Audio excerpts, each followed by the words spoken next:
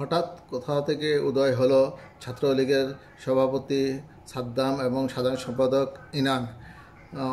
হাসিনা পতনের পর বহুদিন তারা আত্মগোপনে ছিল বিদেশে অবস্থানকালে তাদের কোথায় অবস্থান সেটা সম্পর্কে আমরা এখনও জানতে পারিনি, কিন্তু তারা হঠাৎ করে আজ একটা বিবৃতির মাধ্যমে তাদের আত্মপ্রকাশ করলো।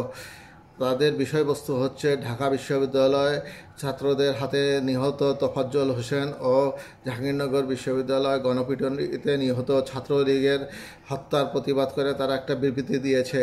এখন আমরা প্রশ্ন করতে চাই, হঠাৎ করে আপনারা কেন এই বিষয় নিয়ে এত উদ্গ্রীব হয়েছেন? যখন বাংলাদেশে ছাত্র আন্দোলন হয়েছিল তখন আপনারা অর্থাৎ ছাত্রলীগ এবং পুলিশ বাহিনী যে পরিমাণ হত্যাকাণ্ড ঘটিয়েছে এই দেশে, তখন আপনারা কোথায় ছিলেন?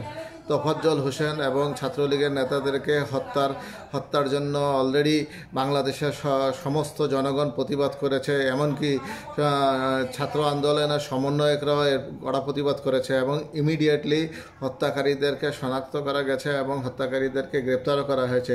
কাজে আপনাদের এই কথার কোনো মূল্য আছে কি না আমি মনে করি না, কারণ আপনারা বাংলাদেশে থাকাকালীন ঢাকা বিশ্ববিদ্যালয় সহ পৃথিবীর বিভিন্ন শিক্ষা প্রতিষ্ঠানে যে পরিমাণ সন্ত্রাস এবং হত্যাকাণ্ড ঘটিয়েছেন এটা জনগণ ভুলে নাই।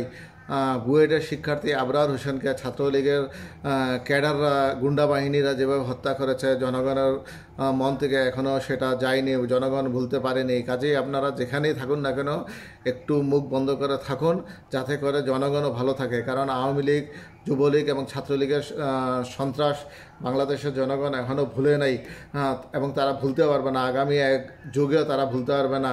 আপনারা তো অনেক টাকা কামিয়েছেন, অনেক গুন্ডা বাহিনী করেছেন এবং অনেক অর্থ সম্পদ লোপাট করেছেন, অনেক ছাত্রীদের সম্ভ্রম লুট করেছেন, সেটা সবাই জানে। জাহাঙ্গীরনগর বিশ্ববিদ্যালয়ের এক ছাত্রলীগ নেতা তারা ধর্ষণের সেঞ্চুরি করেছে এবং নিজেরাই বীর দর্পে এটা স্বীকার করেছে যে আমি ধর্ষণের সেঞ্চুরি করেছি। তাহলে আপনাদের মুখে এই ধরনের কথাবার্তা মানায় না। কাজেই আপনারা এখন আল্লাহর হস্তে চুপ থাকুন। আমাদের দেশে একজন অন্তর্বর্তীকালীন সরকার আছে, তাদের দায়িত্ব এদেশের আইনশৃঙ্খলা রক্ষা করা এবং এই দেশকে পুনর্গঠন করা এবং আওয়ামী লীগের দস্যু বাহিনী থেকে এবং আওয়ামী লীগের লুটেরা বাহিনী থেকে এই দেশ থেকে আমরা মুক্ত করে ছাড়ব। এবং আমরা ছাত্রলীগের যেসব গুন্ডা পান্ডারা এই দেশে অরাজকতা করেছে, দুর্নীতিবাজ করেছে, হল দখল করেছে, হল দখলের নামে তারা হলে হলে সন্ত্রাস কার্যকলাপ করেছে, তা আমরা যে কোনো মূল্যে রোধ করব এবং আওয়ামী লীগকে এই দেশে আর পুনর্বাসিত হতে দেওয়া যাবে না।